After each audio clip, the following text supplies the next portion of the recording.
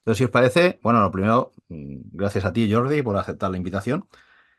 A ti por invitarme, Y Javier. bueno, yo a Jordi tengo que decir que no lo conozco mucho, solo en un curso que vi y ya me emocioné y dije, Tengo que hablar con esta persona", ¿vale? Entonces, una de las dudas es, ¿qué hace un licenciado en Ciencias de la Actividad y el Deporte tratando dolor? Ajá. Es una Claro, estás más por ponerte cachas, ¿no? es una buena pregunta, Javier. Bueno, pues seré breve. Lo primero, gracias por invitarme. El honor y el placer es mío.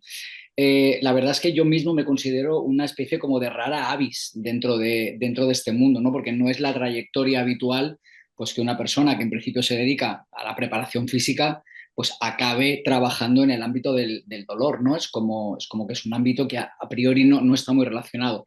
Lo que pasa es que luego cuando uno va evolucionando, pues va viendo realmente que al final eso que nos une a todos en el ámbito del dolor es el cuerpo, ¿no? Es la corporalidad. Al final el cuerpo es esto que Sí. somos y la experiencia del dolor es algo que tiene que ver con la corporalidad, con lo cual creo que al final cualquier persona que se dedique de alguna forma a la salud y al cuerpo tiene la posibilidad de adentrarse en el conocimiento y en el maravilloso mundo del dolor.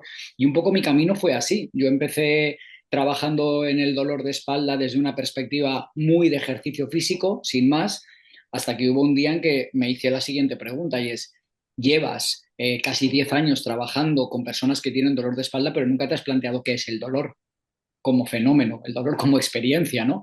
Y eso me resonó de una manera muy potente en el sentido de que fui consciente de que en cierta manera había sido un poco impostor, había estado diciéndole a la gente que yo sabía de dolor de espalda cuando en realidad sobre el dolor yo nunca había estudiado. Y ahí empecé a investigar por mi cuenta, empecé a formarme también y acabé pues convirtiéndome casi en un freak ansioso de saber más del dolor y al final, ¿quién me iba a decir que yo, habiendo estudiado educación física, pues ahora me dedicaría prácticamente al dolor diariamente, tanto en formación como en el ámbito clínico terapéutico? Ujú. Entonces, bueno, no te voy a preguntar qué es el dolor porque podríamos estar aquí No días me lo pido. enteros y aún así no lo sabríamos, ¿no? Pero sí que te voy a preguntar qué es la educación o neuroeducación en dolor y qué se diferencia de otros enfoques del manejo del dolor. Vale. Yo te voy a retomar la primera pregunta, ¿sí? Cuando me dices, Ujú, me gustaría preguntarte qué es el dolor. Y voy a tomar una definición de una enfermera que en los años 60 definió lo que para ella era el dolor y que es la definición más maravillosa que yo he encontrado en mi vida, que es el ujú, dolor es aquello que cada persona dice que es en la parte de su cuerpo que lo siente y en el momento en el que lo ujú, siente. Punto. ujú, Se acabó la historia. Y a partir de ahí ya ujú, se abren a que cada persona va a definir lo que es su dolor como lo que es.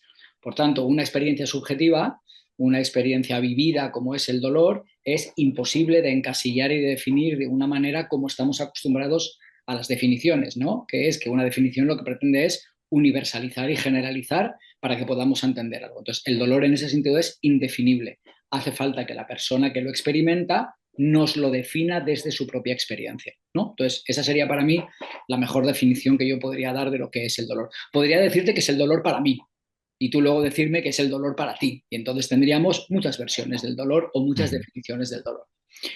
Con respecto a lo otro, que es la educación, ¿no? La educación en neurociencia del dolor.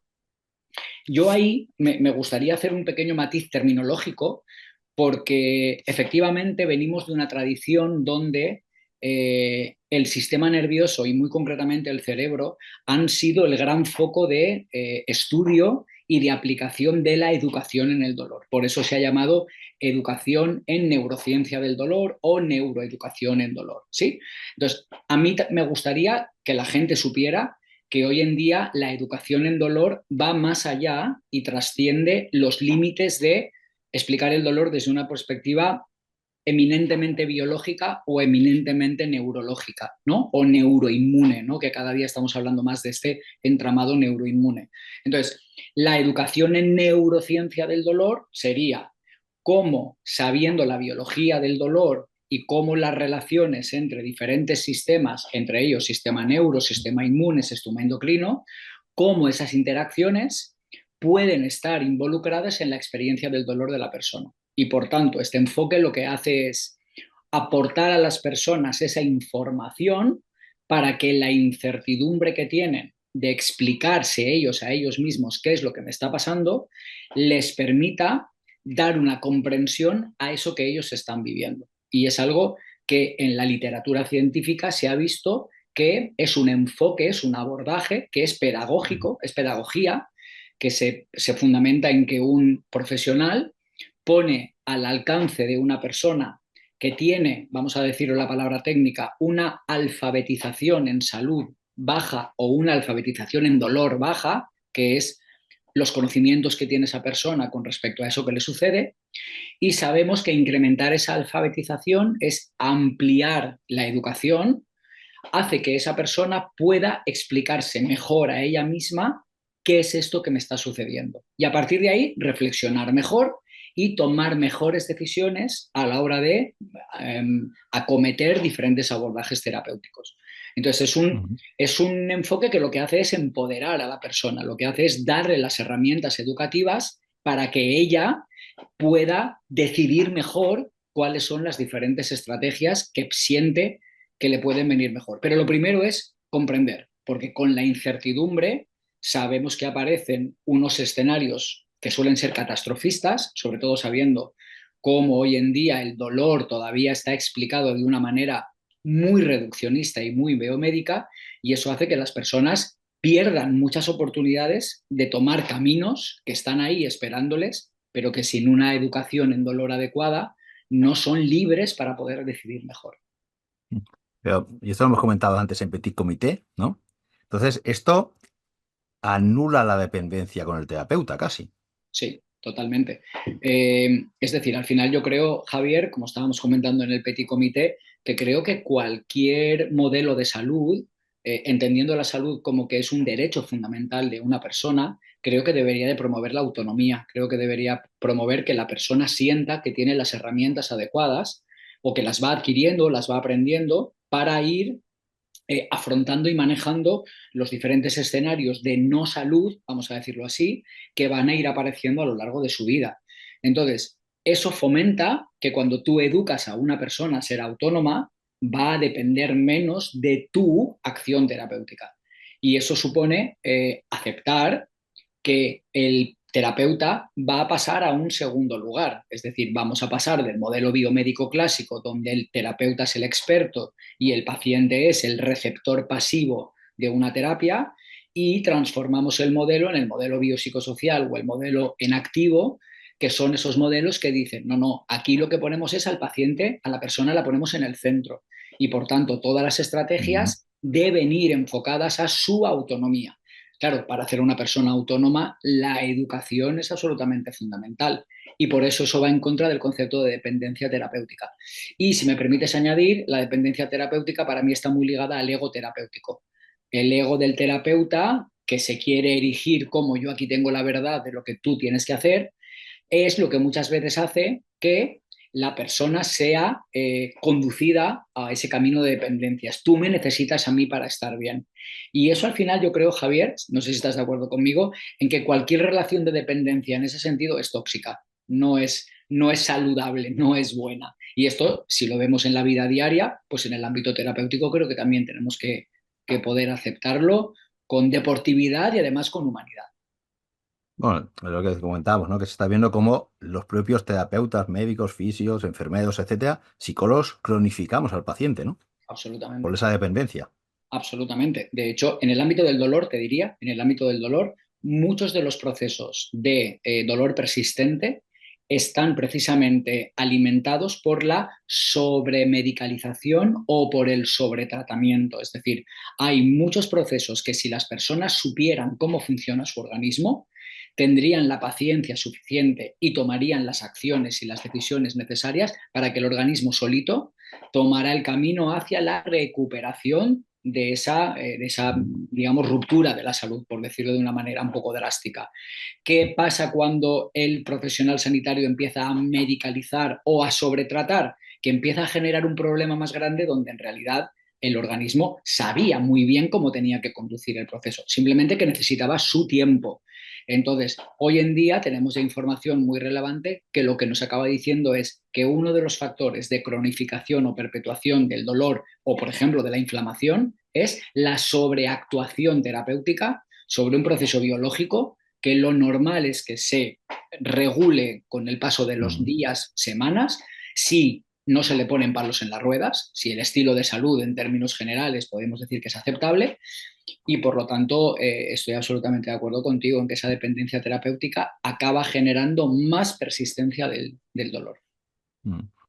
Y después nos encontramos en consulta, ¿no? Vienen muchos pacientes, me han dicho que lo mío es psicológico, Ajá, que no es para tanto, sí, que este dolor que siento es imposible, que yo sienta tanto dolor. Entonces, sí, una de las preguntas, claro, el cómo se le da la vuelta a todo esto, pero sobre todo, ¿qué efecto tienen las emociones y nuestras creencias en esta sensación de dolor?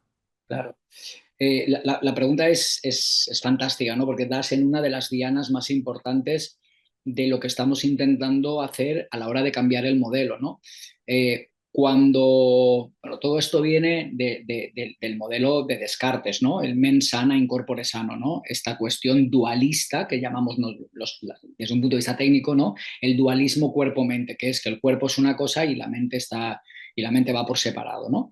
Entonces, eso a lo que ha llevado es a que el modelo biomédico tradicional lo que hace es, si yo no soy capaz de detectar una causa orgánica a la que yo pueda atribuir el dolor, yo te diré entonces que el dolor es psicológico, porque si no está en el cuerpo, está en la mente, ¿no?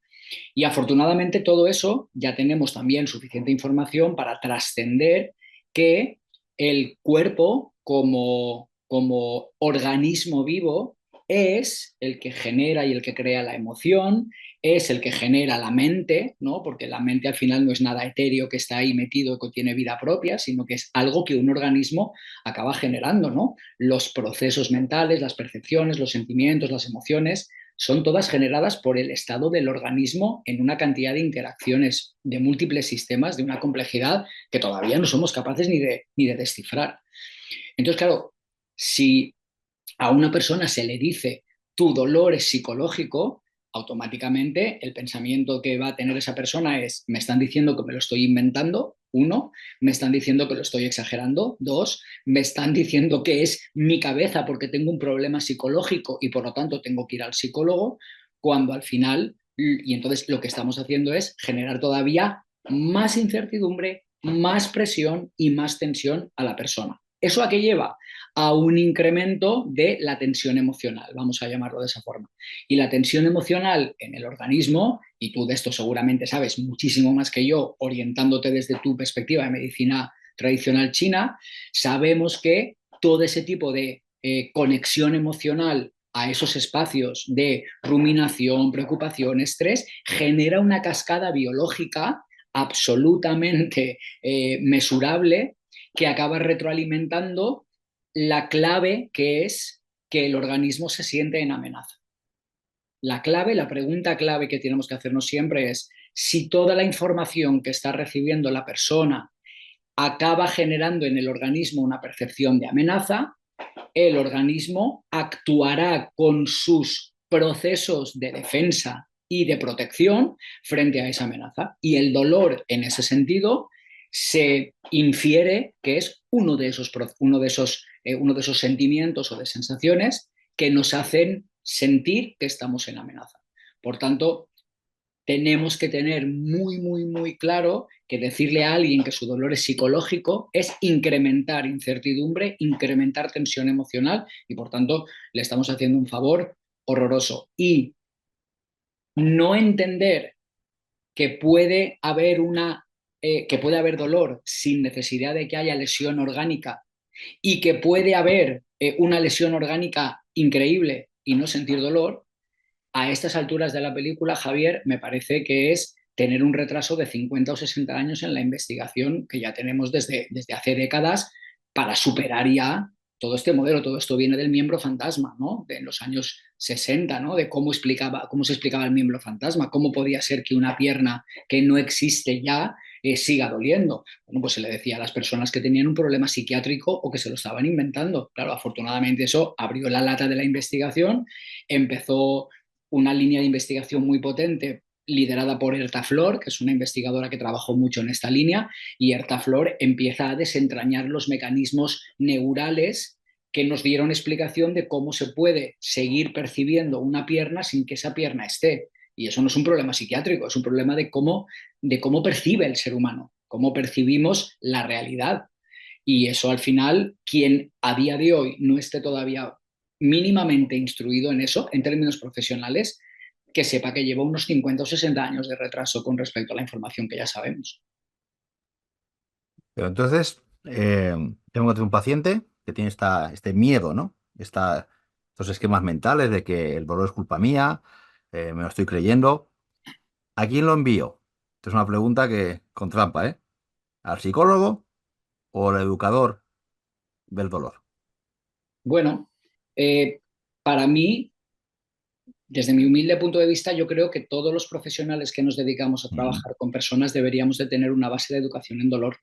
Es decir, no creo que la educación en dolor sea propiedad de ninguna persona o de ningún profesional concreto. Creo que un acupuntor debe de tener sus bases en fundamentos del dolor. Creo que una enfermera debe de tenerlos. Creo que un psicólogo debe tenerlos. Creo que un licenciado en la educación física que trabaja con cuerpos y con lesiones debe de tenerlo. Por supuesto, un fisioterapeuta. Ya ni te cuento un médico.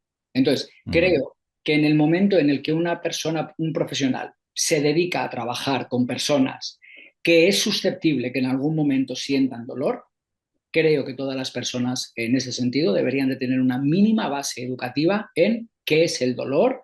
Me da igual que sea desde una base neurobiológica o desde cualquier otra perspectiva, porque es que estamos teniendo aportaciones desde hace años de la sociología, de la filosofía, de la antropología. Hay muchas disciplinas. ¿Por qué? Porque el dolor es algo universal que atañe a la dimensión humana, ¿sí? Y por lo tanto, mi respuesta sería, no, para mí no es a qué estamento profesional, sino a qué profesional de cualquier estamento que tenga una formación en educación en dolor, pues a cualquiera de esas personas. Pero y tú puedes mandar a una persona, a un psicólogo que no tiene ni la más remota idea en qué es el dolor, y le estás diciendo que trabaje sin tener un conocimiento sobre una experiencia que idiosincráticamente es muy personal y muy íntima y muy concreta, ¿no? Porque el dolor no se parece a nada de cualquier otra experiencia vivida, ¿no? Bueno, pero por lo que comentas, ¿no? Y aparte, y esto lo explicabas tú mejor que yo, la palabra es terapéutica. Eh, O sea, ¿qué poder tiene lo que decimos al paciente para entrar en ese estado de alarma otra vez, ¿no? O de no me están entendiendo. Totalmente, O sea, ¿puedo provocar más dolor con mi palabra? totalmente, sí. No sé si tengo la posibilidad de compartir pantalla, Javier, porque puedo intentar, esto estaba fuera de guión, pero Bueno, voy pero a... ya dijimos que iba a ser un poco así espontáneo, ¿no? Sí, Creo que sí que puedes compartir, me parece. a ver, O sea, varias opciones avanzadas de función. Inténtalo abajo, tiene que salir compartir, ¿puede ser? sí, puede Ya, ser. lo he Vale, puesto a varios. pues mira, voy a jugármela, a ver si sale bien, ¿vale? Con tu permiso, Sí, sí. voy a compartir. Perfecto, pues mira, ¿se ve? Sí. Qué maravilla, muy bien. Pues mira, te presento un estudio de 2007 en la revista Neuroscience de un grupo de investigadores liderados por Fabrizio Benedetti y Luana Colocca, eh, que el título literalmente es Cuando las palabras son dolorosas, desentrañando los mecanismos del efecto nocebo. Es decir, hay estudios de neurobiología que demuestran que una palabra puede generar dolor en una persona. O sea, las palabras literalmente duelen. Entonces, voy a tomar esta foto Ujú. que, por ejemplo, tienes dolor crónico. Vale, ok, vamos a pararnos a pensar un momento qué significa la palabra crónico. Si tú le preguntas al 90% de la gente en la calle qué significa crónico, te van a decir que es para siempre, ¿vale? Por lo tanto, el escenario que se le plantea a una persona a nivel emocional cuando hay un profesional que tiene categoría de autoridad le transmite ese mensaje es que mi dolor es para siempre y por lo tanto voy a tener que resignarme y vivir con ello. Vale. Eso desencadena un efecto que en literatura se llama efecto nocebo, que es el contrario al efecto placebo. Entonces, estos autores ya en el año 2007, ya no te digo la investigación hoy en día dónde está, porque esto es uno de los estudios pioneros, ya entonces nos dicen, vale, pues un nocebo, que es una palabra, podría ser una palabra, me da igual, una palabra, un comportamiento, lo que sea, genera ansiedad. Y la ansiedad se ha visto que genera una sustancia que se llama colecistoquinina, CCK. Y la colecistoquinina es proinflamatoria. Y entonces se genera una inflamación a nivel central. Y eso parece ser que en estudios bioquímicos se ha visto que las personas que tienen dolor tienen esta colecistoquinina más elevada. Bien, y luego por otro lado se produce una segunda reacción, que es la ansiedad en la glándula pituitaria, en el eje corticoadrenal, hace que se segregue la hormona adrenocorticotropa que va a ir a las glándulas adrenales y segregan cortisol.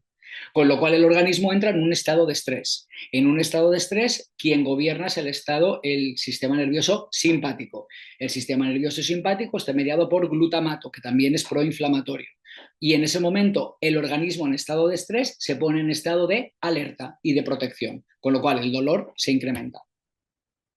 Entonces, las palabras pueden provocar daño, no daño emocional, daño de me duele más si me dices eso, sí, y lo sabemos desde mínimo 2007 con estos autores. Entonces, para los que nos estén viendo y escuchando, quien tenga interés, la línea de investigación de Fabrizio Benedetti y de Luana Coloca es increíble y han ido aportando una cantidad de información tremenda. Pero como tu pregunta ha sido, Jordi, ¿una palabra puede doler? Pues bueno, pues me ha venido a la cabeza este artículo que el título ya lo dice, cuando las palabras son dolorosas.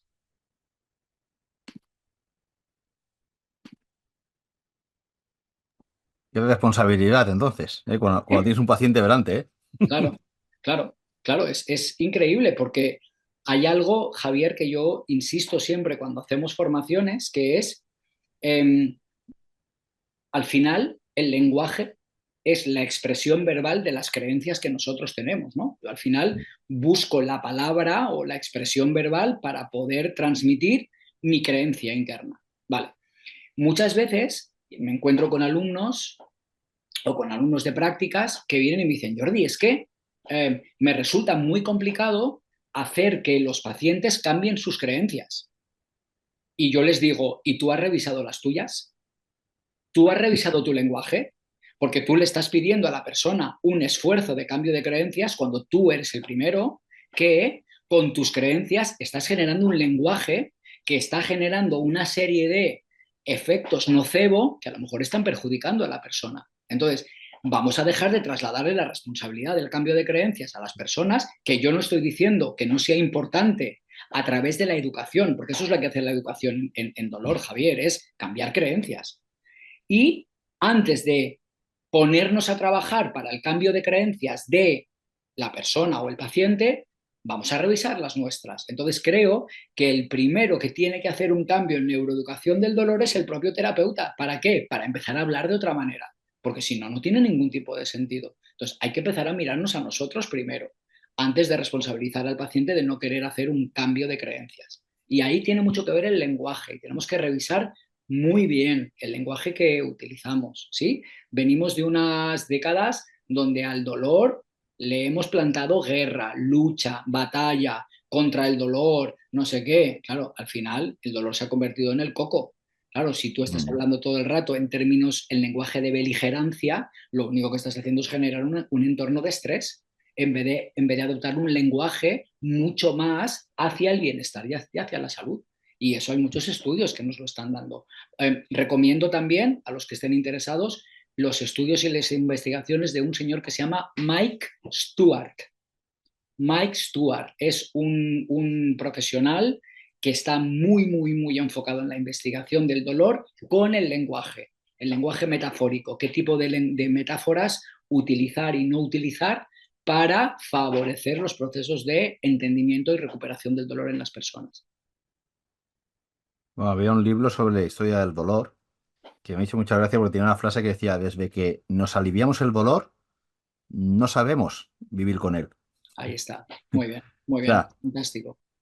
claro, hoy en día me duele un poquito paracetamol. Dices, Sí, pero bueno, ¿qué te está totalmente, diciendo ese dolor? Me da igual, ¿no? totalmente. Paracetamol. Dices, Totalmente. wow.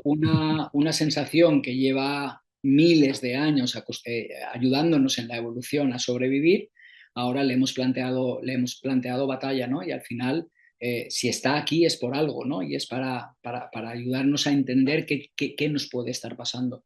Entonces, esa frase que acabas de decir me parece maravillosa. Me parece No, que muy, no es muy... mía, es del libro, ¿no? Pero Bueno, pero lo has dicho. ese hecho de que ahora no queremos sufrir en nada, ¿no? Ni Sí, plantearnos por qué sufrimos. sí, sí, sí, sí. Hay Tenemos que un un, medicamento. Hay un libro, mira, si me permites, voy a compartirlo aquí en pantalla, que recomiendo mucho, que se llama La Mm, Sociedad Paliativa, de ujú. Byung-Chul Han, que es un filósofo muy actual, que habla precisamente de eso, de que estamos en un momento social donde todo tiene que ser de no sufrir, de que todo sea la felicidad constante, de que no tiene que haber dolor, y habla de un término que voy a compartir que se llama, no sé si se Sí, lee, algofobia. la Sí. algofobia, que es la fobia al dolor, ¿no? Es como de, ¡ah, el dolor! ¡Ah! Entonces, claro, al final, si el planteamiento que hacemos para el dolor es cuando siento dolor, siento fobia, hay que luchar, hay que tal, claro, es que estamos planteando una relación con el dolor que no nos va a permitir aprender nada de él. Cuando el dolor está aquí, aunque sea desagradable, está aquí para informarnos de que hay cosas en nuestra vida que necesitan ser miradas. Entonces, totalmente de acuerdo con esa frase y muy agradecido de que la hayas traído a la conversación, ¿no, Javier? Los extraños que, como tú dices, ¿no? Desde los años 70 se habla del modelo biopsicosocial, Sí, pero en la sanidad yo creo que el 99% continuamos con se continúa con el modelo biomédico. O totalmente. sea, se habla mucho de él en muchas investigaciones, en muchos libros, pero no llega a la calle, ¿no? No llega al profesional sanitario al final. Nada. El modelo biopsicosocial que lo define Engel, ¿no? Que era un Mm. psiquiatra en los años 70, efectivamente, lo que promulgaba precisamente era entender a la persona de una manera unitaria, donde todas las esferas están interactuando entre ellas de una manera circular para acabar generando un poco lo que es su estado de salud, ¿no? Eh, entonces, un modelo que tiene tanta investigación detrás, pero que también se malinterpreta y se malaplica. ¿Por qué? Porque se habla del modelo biopsicosocial, pero hay mucha gente que dice que lo aplica, pero lo que hace es lo mal aplica, porque lo hace es, lo primero voy a ver si hay bio, y si no hay bio, entonces ya será psicosocial, como si fueran esferas que son diferentes. Y Engel no decía eso, Engel no decía vamos a separar en tres esferas que se interactúan entre ellas. Engel pretendía otra cosa.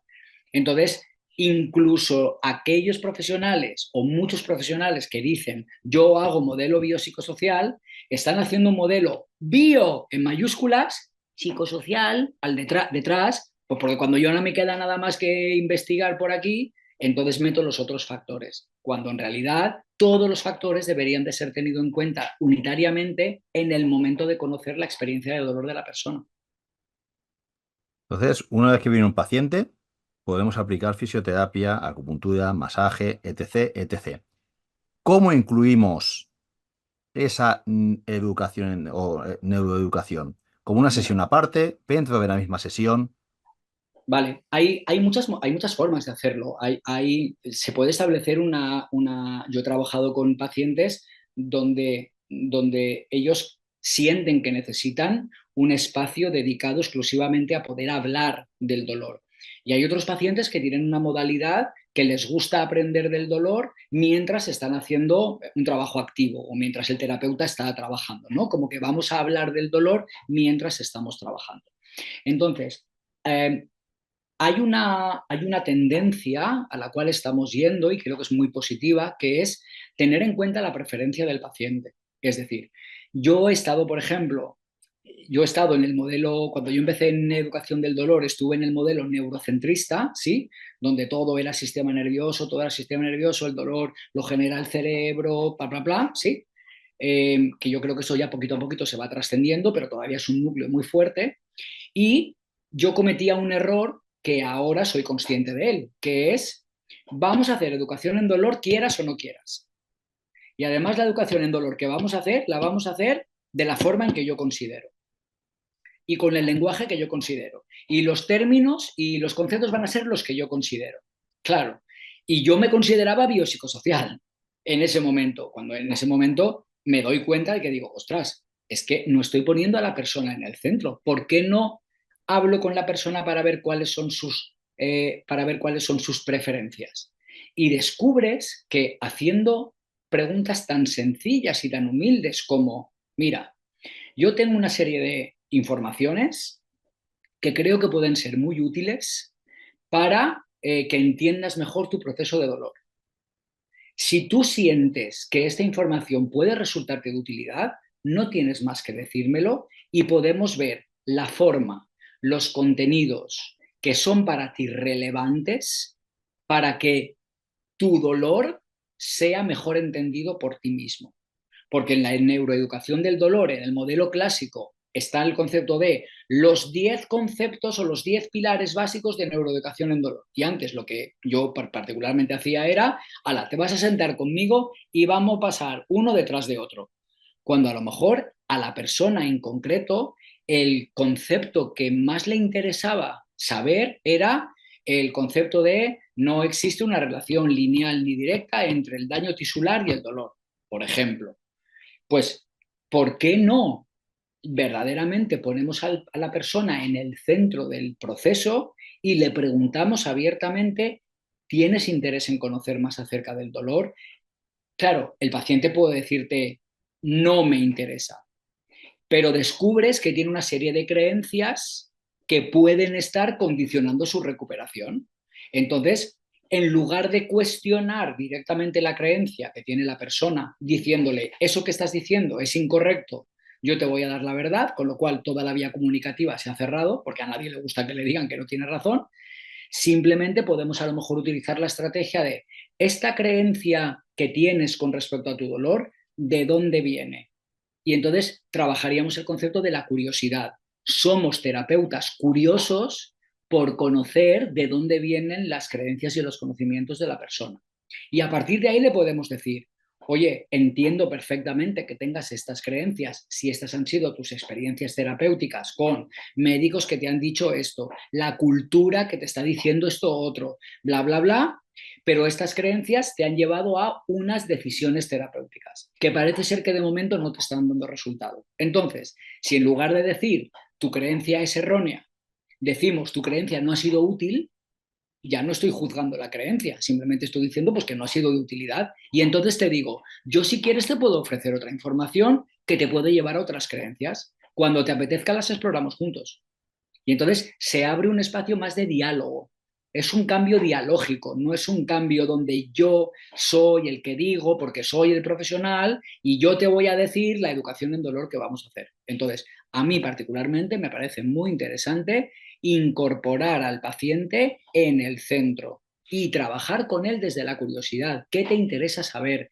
¿Qué puede ser interesante? Porque hay pacientes que dicen, mira, a mí déjame de educación en dolor. Yo lo que quiero es que me ayudes a mejorar. ¿Vale? Quizá no está en el momento adecuado para empezar a hacer un proceso de educación en dolor. Entonces, oye, ¿qué prefieres? ¿Quieres que nos sentemos un día, nos tomamos un café, yo me traigo el ordenador y hablamos de ciertos conceptos en plan masterclass? ¿O prefieres que lo hagamos mientras vamos trabajando? Y entonces cuando el paciente siente que tiene voz, las sesiones suelen ir mucho mejor. ¿Por qué? Porque me están teniendo en cuenta. Y como me están teniendo en cuenta, yo ya tengo mayor predisposición a, a poder recibir esta información. ¿Sí? Porque la información no se puede meter con un destornillador, porque no va a llegar a ningún sitio. Estamos perdiendo oportunidades para poder educar a la gente. La educación tiene que ser una educación que la persona sienta que necesita. Y eso hay que explorarlo con la persona. No yo te voy a obligar a. Por lo tanto, mi respuesta sería, exploremos con la persona cuál es el formato que él siente. Hay gente, por ejemplo, que le encanta que le mandes vídeos de YouTube, vídeos educativos. ¿Pues por qué? Porque son muy tecnológicos. Hay gente que le gusta que te sientes delante de ellos en plan masterclass y hay gente que les gusta que mientras les tratas les vayas comentando cositas porque necesitan ese tipo de aprendizaje. Entonces, el concepto es adaptarnos a las necesidades y preferencias de cada persona. Somos nosotros los que nos adaptamos, no al revés. Y ahora que está de moda la evidencia científica, ¿no? Todo es científico. La Sí, educación en dolor, la neuroeducación en dolor tiene evidencia científica ya. O sea, ya sí, no, desde hace muchos años, ¿no? sí, la Claro. tiene, la tiene. Hay muchos Mm. estudios que han hecho RCTs comparativos entre diferentes estrategias terapéuticas, ¿no? Lo que pasa es que al final, Javier, yo lo de la evidencia científica también siempre lo pongo un poco entre comillas, ¿eh? Porque esto de que todo tiene que estar evidenciado científicamente, Mm. ¿cuántas cosas todavía nos quedan por descubrir? ¿O cuántas cosas la evidencia científica dijo hace 5 años y ahora 5 años después dices que ya no es, ¿no? O una reflexión que yo he hecho mucho tiempo. Sabemos que el paradigma científico occidental ha minusvalorado y ha despreciado a todas las culturas orientales simplemente porque no tenían evidencia científica. Y como no tenían evidencia científica, estos son terapias alternativas, ¿no? Y ahora resulta que la propia ciencia occidental se está callando la boca a sí misma porque está desentrañando qué hay detrás de todo una tradición milenaria de terapia que quizá no se pueda explicar desde el paradigma occidental, pero desde el paradigma oriental, por ejemplo, sí que se puede explicar. Entonces, yo lo del tema de la ciencia como basado en la evidencia, está bien que la ciencia nos aporte cosas, pero la ciencia no tiene la verdad. Y luego también hay que entender otra cosa, Javier, que la ciencia se hace muchas veces en laboratorios, se hace en entornos cerrados, se hace en entornos no contextuales. El verdadero laboratorio del dolor es la vida, es lo que pasa ahí fuera. Y no puedes extrapolar resultados de un laboratorio y decir, pues si esto pasa aquí, fuera en la vida también. Pero bueno, es el modelo científico que de momento tenemos. Entonces, oye, tengamos esa información, pero no le demos ni la categoría de verdad absoluta, cuestionémosla porque la ciencia se cuestiona a sí misma permanentemente y dejemos también que la intuición y que el sentido común también nos lleve hacia tomar decisiones terapéuticas. Con lo que tú comentas, ¿no? Creo que la medicina china decía que las emociones están en los órganos. Depende del estado de los órganos, vives emocionalmente de una manera o de otra, y ya la neurociencia lo empieza a demostrar. Bueno, ya lo dice, ¿no? Dices, bueno, Claro, y los chinos llevan 2000 años diciéndolo. claro, Estas totalmente. culturas alternativas y atrasadas, ¿no? Totalmente, pero ahora ya es verdad. ¿Por Sí, ahora qué? ya es verdad, porque Porque lo dice la parece ser ciencia. que hay una ciencia que es la que dice cuando las cosas son verdad, ¿no? Eh, Y antes no era verdad. Entonces, yo creo que también hay que ser muy, muy críticos con el propio paradigma científico, ¿no? O fíjate, Javier, con cómo se ha entendido el paradigma científico, porque realmente cuando tú hablas con un científico de verdad, el científico de verdad no te dice yo tengo la verdad, que va, si el científico de verdad es el primer escéptico. Normalmente el dogmático es el que coge la evidencia científica y la lleva a su terreno para poder decir lo mío es lo que vale y los demás no vale. Y como tú no me puedes demostrar lo tuyo porque no tienes evidencia, pues no sirves o eres un charlatán o no tienes ningún tipo de validez desde el punto de vista clínico. Entonces, yo creo que la ciencia como concepto no busca la verdad. Es la primera que cuestiona permanentemente todo. Somos los profesionales que cogemos el conocimiento científico y lo dogmatizamos. ¿Para qué? Para generarnos el enemigo terapéutico, ¿no? Pues porque vamos a decir, al terapeuta occidental no le viene bien que haya terapeutas orientales que les quiten los pacientes. Y al final entramos en el ego otra vez, ya estamos otra vez con el puñetero ego terapéutico.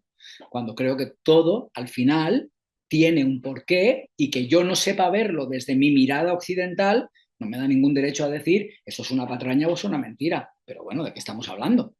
Luego, otra cosa es que la ciencia no haya podido desentrañar qué está pasando ahí, pero es que todo no tiene por qué ser desentrañado con la ciencia. Porque si tú al final consigues un efecto terapéutico con alguien desde tu mirada terapéutica, no sé, que alguien venga, imagínate, ¿no? Un paciente que viene y te dice, oye Javier, me pasa esto, tú aplicas tu mirada terapéutica desde la medicina tradicional china y le aplicas un tratamiento y mejora sustancialmente. Y entonces le dices, no, pero esta mejoría no es válida. ¿Por qué? Porque no está validada científicamente por la medicina occidental.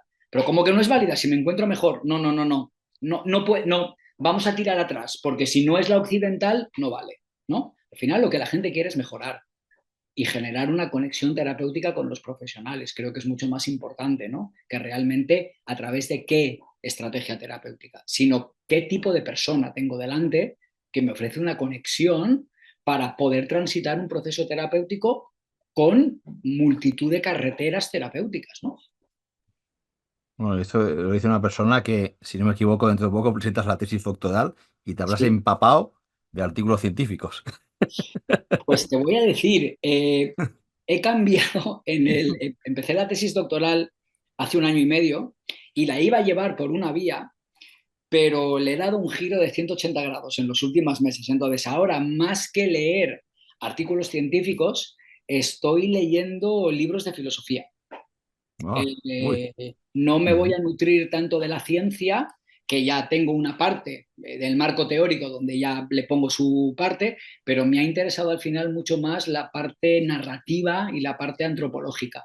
Y entonces al final ujú, últimamente estoy leyendo más libros de, por ejemplo, este libro que he enseñado, ¿no? El de La ujú. sociedad paliativa, que es un libro de filosofía, me está ayudando a dar forma a la idea que quiero transmitir, más que a lo mejor un artículo de neurociencia del dolor que habla sobre Ujú, los neurotransmisores de glutamato en las vías excitatorias, por ejemplo. ujú.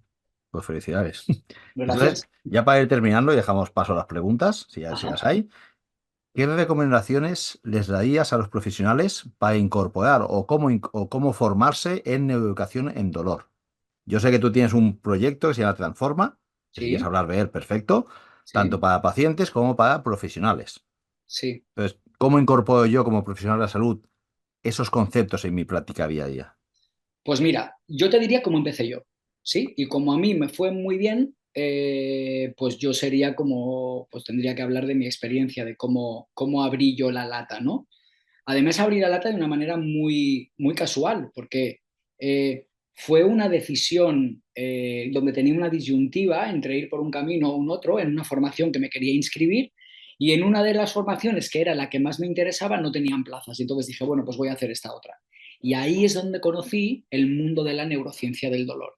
Entonces, yo tuve la suerte de que el profesor que me dio esa formación, luego resultó que contacté con él y me mentorizó. Estuvo durante un tiempo recomendándome lecturas para poder ampliar mucho más la mirada del dolor y fue el que me abrió la cabeza hacia la filosofía, etc. Entonces, yo, si tuviera que dar un primer paso, sería leer el libro que se llama Explicando el dolor, de Lorimer Mosley y David Butler, que es, yo creo que el ABC básico de alguien que quiera empezar a entender qué es el dolor. Ahí se habla del sistema neuroinmune, se utilizan las teorías de la neuromatriz del dolor, de Ronald Melzack, todos estos conceptos que ya están siendo bastante superados, pero creo que al final, si alguien quiere iniciarse, tiene que iniciarse desde los inicios, desde la base, para ver luego cómo ha evolucionado. Porque si digo, por ejemplo, oye, pues podrías empezar a leer acerca de los modelos enactivos del dolor.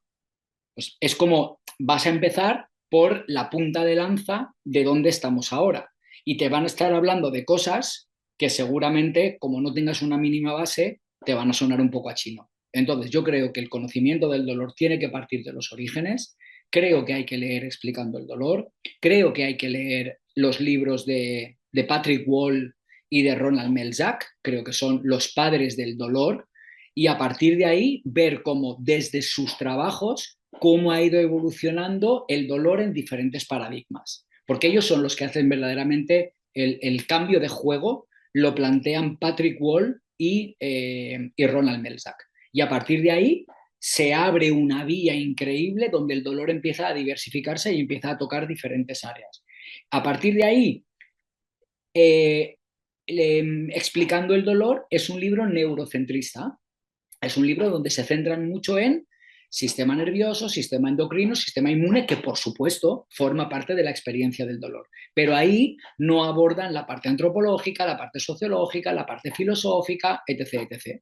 Entonces, si la pregunta es, Jordi, ¿qué libros empezaríamos para la neurociencia del dolor? Yo recomendaría Explicando el dolor y luego para la gente que, porque ese sí que está traducido al castellano, y luego para la gente que pueda tener facilidad para la lectura en inglés, recomendaría y voy a, con tu permiso, Javier, voy a buscarlo y así lo comparto.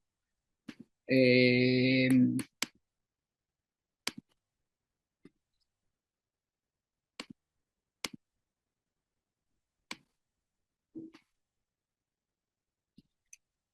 un segundín, que no sé por qué esto me está... Vale,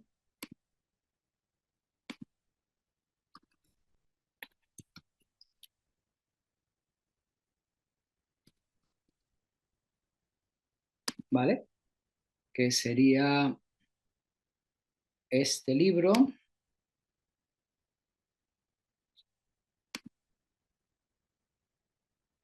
A ver si puedo ponerlo en imágenes. Creo que sí. Vale, pues voy a compartir pantalla, Javier. Sería este libro. Pain, Neuroscience, Education, ¿vale? Ujú. Teaching people about pain. Cómo explicar. Entonces, es otra línea parecida al Explain Pain, publicado por otros autores que son Adrian Leu y Emilio Puente Dura. Y es un libro también muy bonito donde habla de la neurociencia del dolor y de cómo explicar el dolor a las personas, ¿no? Entonces creo que son los dos grandes libros de referencia para aquellos que se quieran iniciar en la educación en neurociencia del dolor. Voy a ponerlo como estamos compartiendo, explicando el dolor, que sería este libro de aquí, ¿sí? Explicando el dolor de David Butler y Lorimer Mosley, y el libro de Puente Dura y de Leu. Pero aquí ese está en inglés, que yo sepa todavía no está traducido.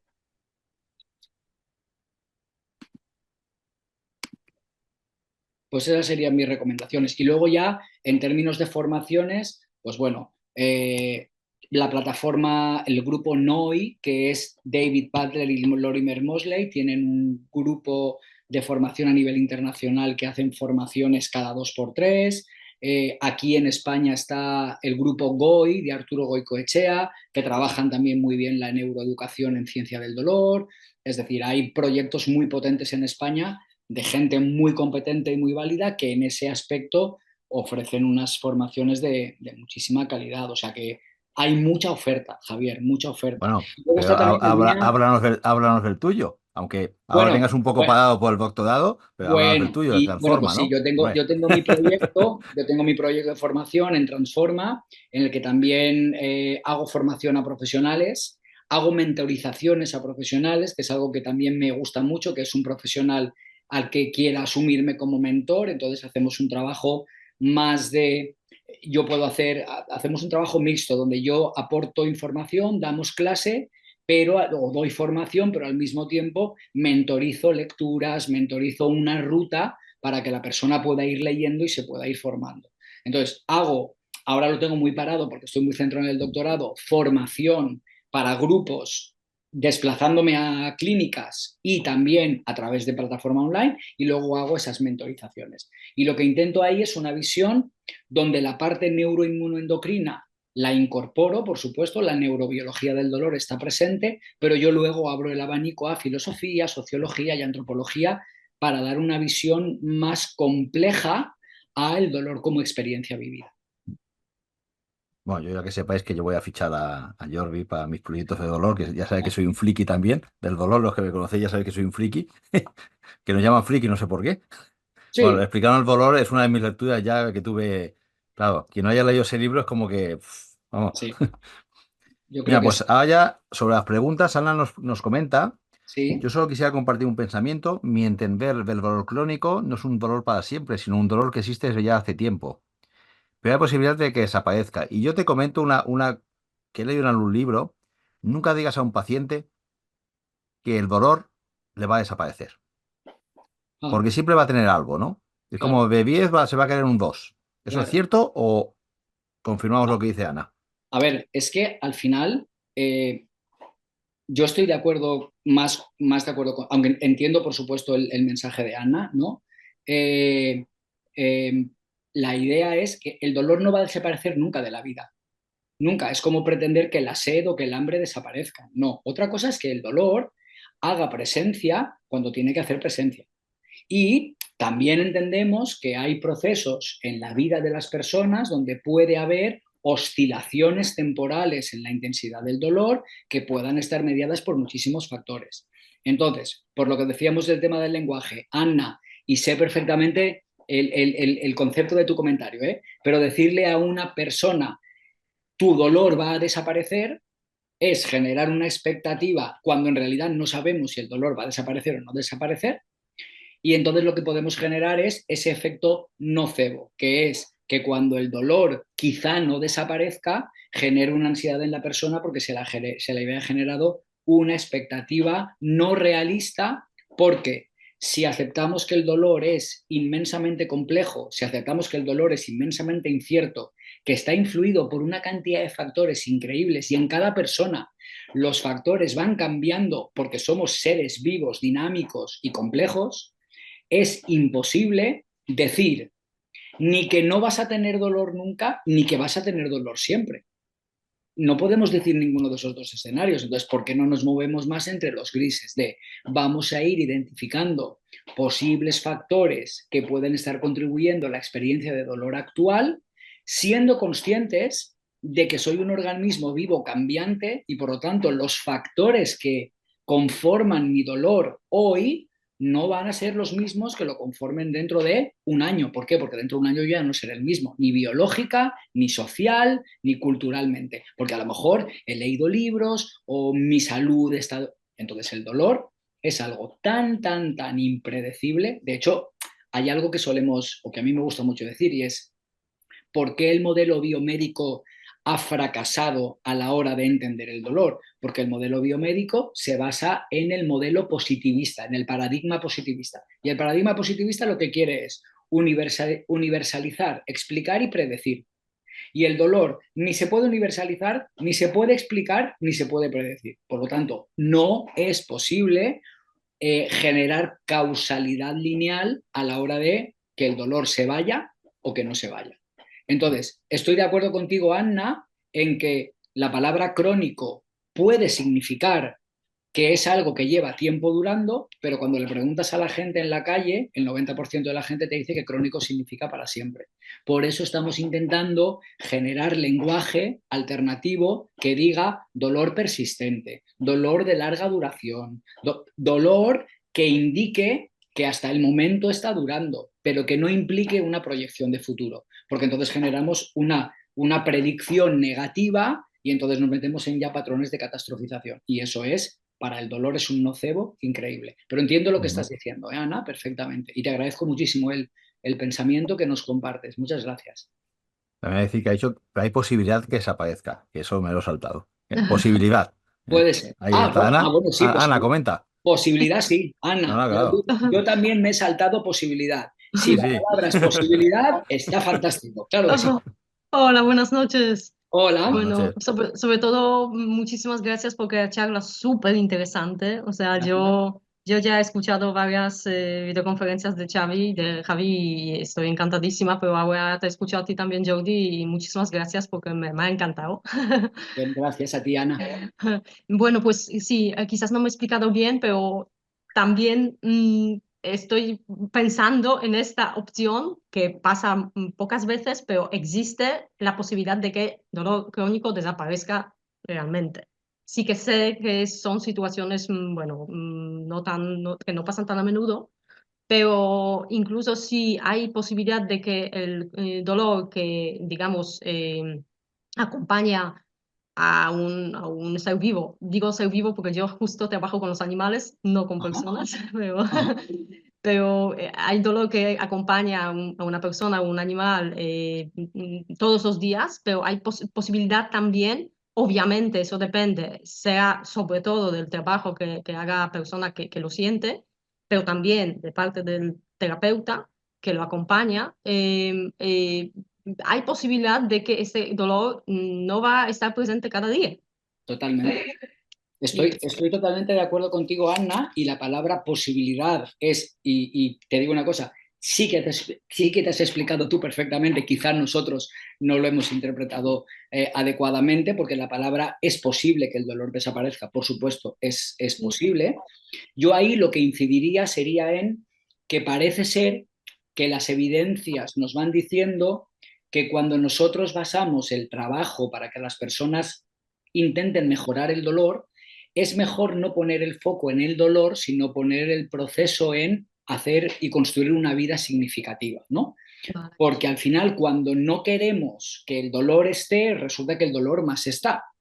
Esto viene de una terapia o de un enfoque terapéutico que se llama terapia de aceptación y compromiso, que lo que hace es decir, y es algo que en las personas con dolor persistente se ve muy a menudo, gente que lleva 10 o 12 o 15 años con dolor y les preguntas cuando escuchas su historia, lo puedes resumir de esta manera, que es intentando que el dolor no esté, el dolor está cada vez más y mi vida se ha hecho cada vez más pequeña. Entonces, los enfoques modernos lo que nos están diciendo es, dado que yo no puedo saber qué factores son los adecuados ni están contribuyendo a tu experiencia de dolor, quizás sea más interesante poner el foco en la vida, en lo que sí que podemos hacer.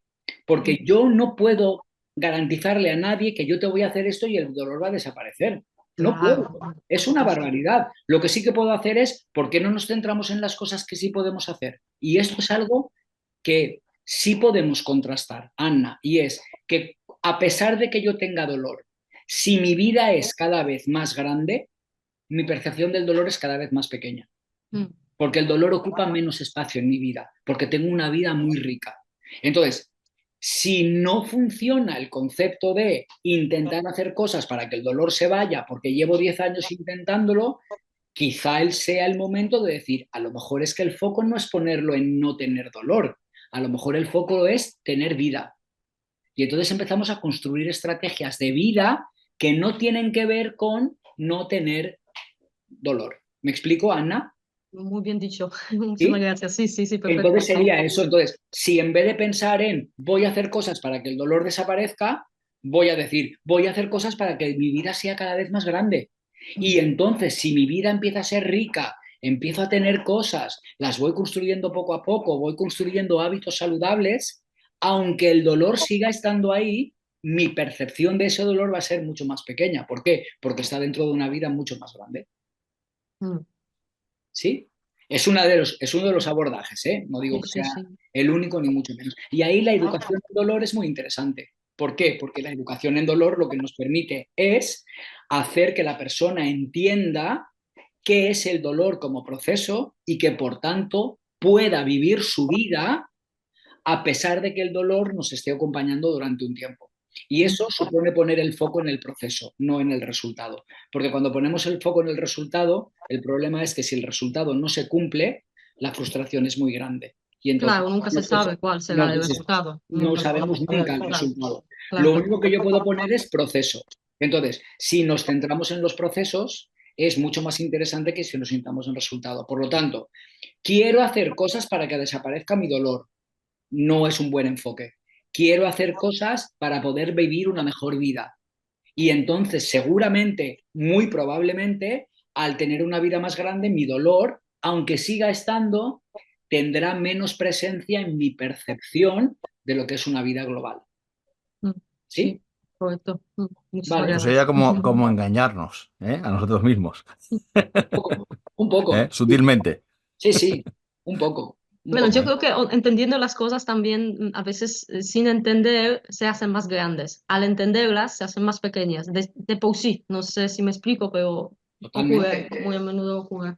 De hecho, Anna, cuando no entendemos algo, esto tiene que ver con neurociencia del dolor, nuestro cerebro detesta la incertidumbre, no le gusta la incertidumbre. Entonces, él lo que necesita es dar respuestas a todo, necesita tener explicación para todo. Entonces, cuando no tiene una explicación, cuando hay un vacío del conocimiento donde no puede poner nada, lo que hace el cerebro es normalmente pone lo peor, pone la peor información. A pesar de que muchas opciones son posibles, pone la peor.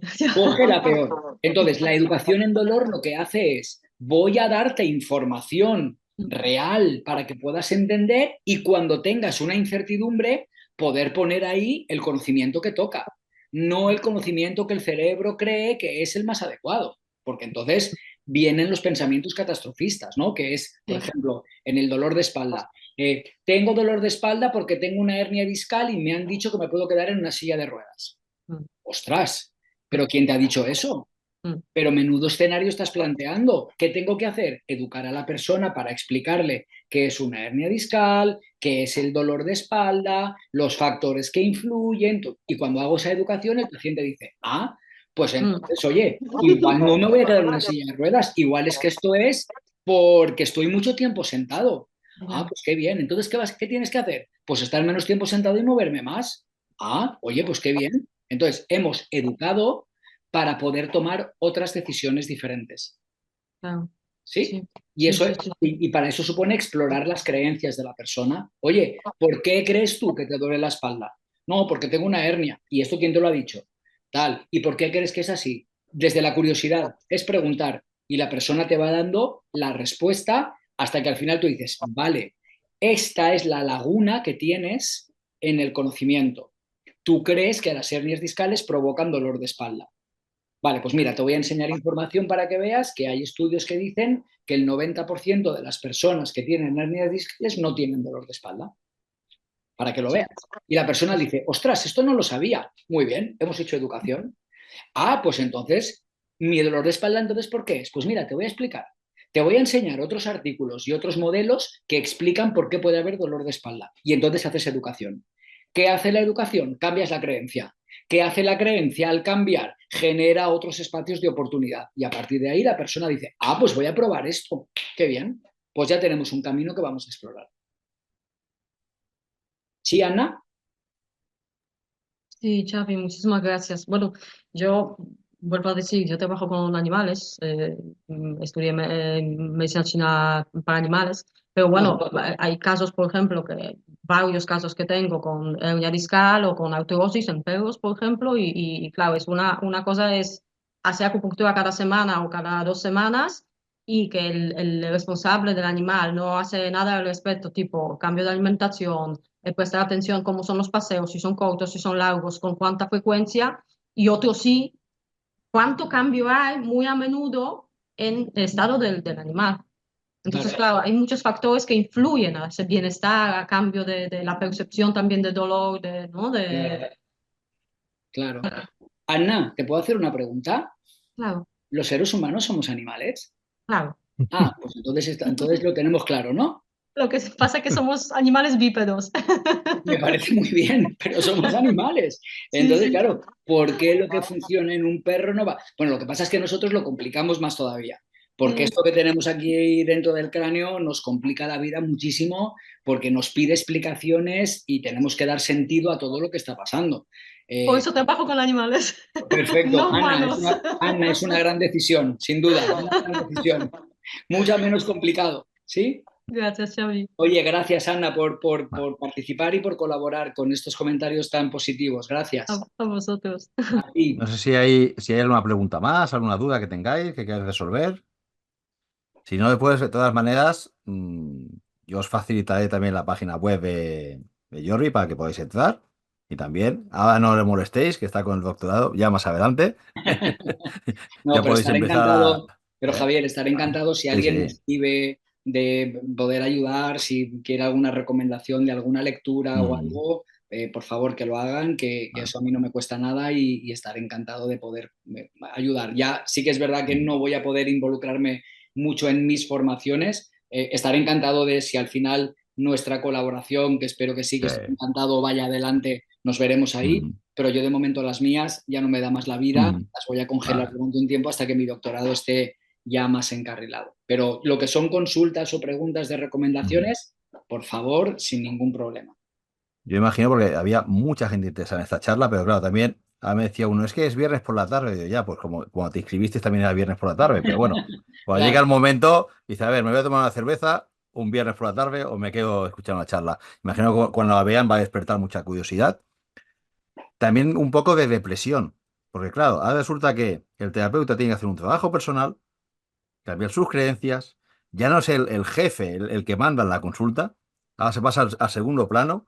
Claro, todo eso es un trabajo, estas charlas deprimen a veces, ¿no? Sí, bueno, ¿Eh? es un buen momento para mirarse al espejo. Yo te digo una cosa, Javier, Mm, yo he pasado por dos crisis profesionales muy profundas en mi vida, muy profundas, donde me di cuenta de que si quería verdaderamente subirme al tren del conocimiento actualizado, tenía que renunciar no solamente a mucha información, sino a mucho esfuerzo, a mucho dinero, a mucha inversión y a algo que yo llamo la identidad terapéutica, que es que tú construyes tu identidad en base a todo eso y hay un momento en el cual de repente te das cuenta de que aparte de esa identidad ya no está actualizada. Y esa mm, reactualización es dura, es una metamorfosis dolorosa, porque es reconocerte pues que tienes que actualizarte. Entonces, creo humildemente que el dolor de las personas que lo sufren merecen que nosotros también hagamos esfuerzos de transformación, porque les pedimos a ellos que transformen su vida y somos los primeros que deberíamos de predicar con el ejemplo, actualizar nuestros conocimientos para ofrecerles las mejores estrategias y un conocimiento actualizado, moderno, variado, y si eso supone pues que tenemos que reconocernos que hay cosas que ya no nos sirven, pues oye, las dejamos en el cajón, no pasa nada, gracias por haberme servido hasta el momento, ahora ya me tienen que servir otras cosas. Y eso, ujú. pues sí es verdad que a veces duele un poco, deprime un poco, pero eso ya es un trabajo personal de cada uno, ¿no, Javier? Yo Sí, estoy claro, seguro que tú también exacto. habrás transitado tus propias crisis terapéuticas, Sí, ¿no? yo unas cuantas y hace poco una. Pero mira, Sí, yo te voy a contar una anécdota. En el año 96, la primera vez que fui a China, nos decía un doctor, hablando con él, decía, ¿y qué hacen los médicos en España para ellos? Van a jugar a tenis. Yo decía, pues van a jugar a tenis, ¿no? A golf, no sé. Cada uno dice, no, no, para ellos. Sí, y al final se refería como trabajo personal, ¿qué hacían? sí, Y yo le decía, pues no sé, alguna yoga en aquel momento, en aquella. Y decían, ¿y cómo pueden ser médicos? Y eso se me quedó grabado, ¿no? Decía, ¿cómo pueden ser médicos si ellos no tienen un trabajo personal? qué bueno. Y dices, wow, claro, ya sabes que en Oriente siempre el cultivo y Claro. dices, wow. Pero qué gran reflexión, ¿verdad? Es decir, cómo... Bueno, yo me di cuenta al cabo de muchos años. En Sí, ese sí, momento no, no no. lo. No, no, ¿Eh? y yo, a No, ver, y yo me he no, dado no, cuenta, y yo me he no, dado cuenta hace 2 años de cosas que escuché o que leí hace y en aquel momento no. a mí me salieron, o no, no salieron, se quedaron ahí, pero Mm, simplemente a lo mejor no estaba en el momento de madurez o de lo mm, que fuera para que eso me representara. Entonces, los cambios de identidad terapéutica forman parte de ser un terapeuta activo que está cambiando. Entonces, aferrarse a modelos que no cambian, aparte de no permitirnos crecer y no permitirnos evolucionar, creo que nos instala en un punto de ego y de cerrazón que no beneficia a los que tenemos que beneficiar, porque al final no nos olvidemos, nos debemos a las personas que vienen a nuestras consultas, nos debemos a ellos. Entonces nosotros tenemos que crecer para estar en nuestra mejor versión para recibirles cuando vienen con su sufrimiento. Y eso supone mm. trabajarse personalmente. Entonces estoy muy de acuerdo con ese médico chino de, pues Sí, entonces, ¿cómo puede ser médico? ¿Cómo puede dedicarse a cuidar a otras personas alguien que no crece consigo mismo? Estoy totalmente de acuerdo, mm. Javier. No, con los años te vas dando cuenta y dices, mira que el doctor, cómo clavó una espinita por ahí, ¿no? Y ahora la Pero noto. bueno, sí, sí.